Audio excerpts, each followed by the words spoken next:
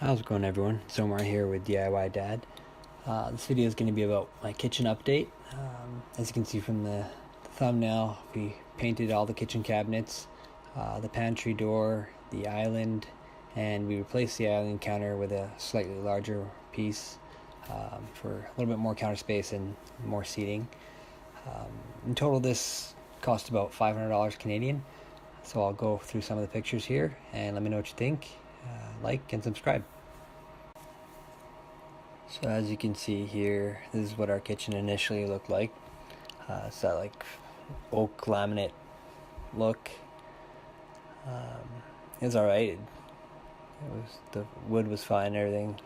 So we just wanted to change and brighten up the kitchen.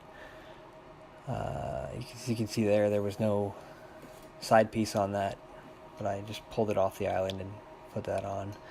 So here we're ripping out the island top. That's pretty easy, it's just screwed in. Taking all the drawers.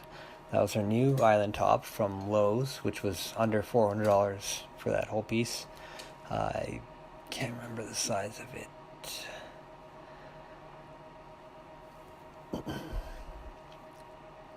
So we went with something a little bit brighter. It didn't match the other countertops, but the other countertops are in decent shape, so we just replaced the island that had a few like burn holes in them. And here we started to tape up the island, and that's probably a coat of primer there. That's the paint color we chose for the island, and that's probably one or two coats of that paint. It looked a little funky at first, but after enough coats and in the right light, it has like a antique-ish blue look, which I really like.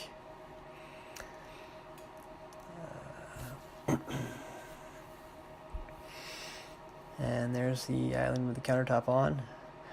I did have to make some adjustments. I did have to adjust it a few times just to get the right spot.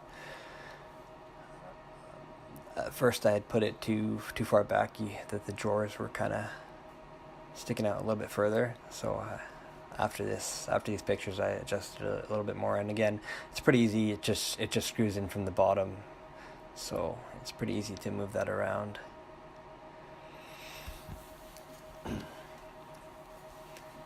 And so the island piece is done here.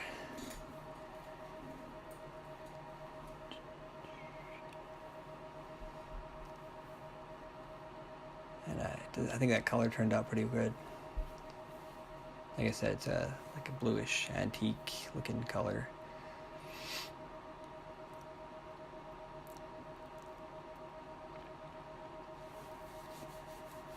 And I believe we did the door next, the pantry door. Oh, no, there. So I pulled out the cabinet that was above the fridge. It was the fridge that we have in there is not very tall, and when we do upgrade the appliances, I want to put in a taller fridge, so I bumped that up at the same time. And so I put that a little bit higher, so when we do get a new fridge, it will be a little bit taller and leave a little bit more room in there for us. And there's the door, painted pantry door, same color as the island.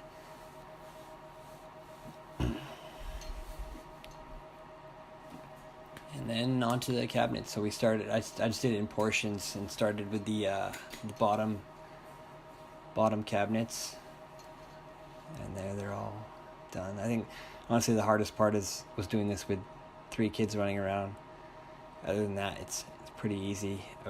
I did sand down all the cabinets. You got to do your prep, so I sanded down all the cabinets pretty good before I did any paint. And then definitely a couple coats of primer, probably 3 coats of primer, and then 3 coats of paint. And yeah, the sanding is definitely the most important part, especially with this kind of the kind of material that my cabinets were. It's kind of like a slippery laminate wood. So there you go. I got the top cabinets painted white, and you got to take off all the doors. can be a little tricky to align the doors again, but they have those I don't know what they're called. They just align with two screws on each piece, so you can adjust how the doors are sitting.